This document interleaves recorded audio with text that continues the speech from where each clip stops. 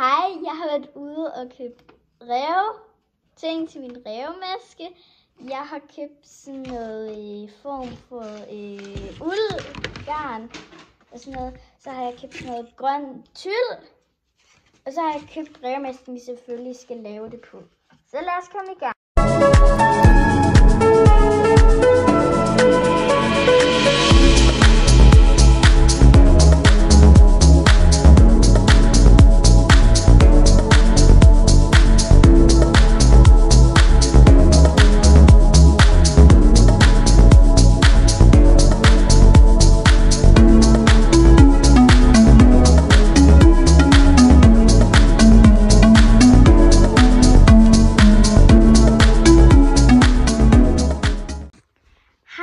Så blev min rævemaske altså færdig, og jeg synes, det blev et rigtig godt resultat. Jeg håber, I lige kan skrive ned i kommentarfeltet og sige, hvad for et navn min maske måske skal hedde.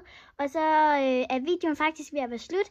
Vi ser lige mig lave et rævehop med masken på. Og så håber jeg ellers, I nyder videoen. Og husk like og subscribe til min kanal. Og I kan altid ombestemme jer med at subscribe. Og også med like. Så ja, jeg håber, jeg gør det. Vi vil ses til en anden video, der måske kommer til at blive lagt ud.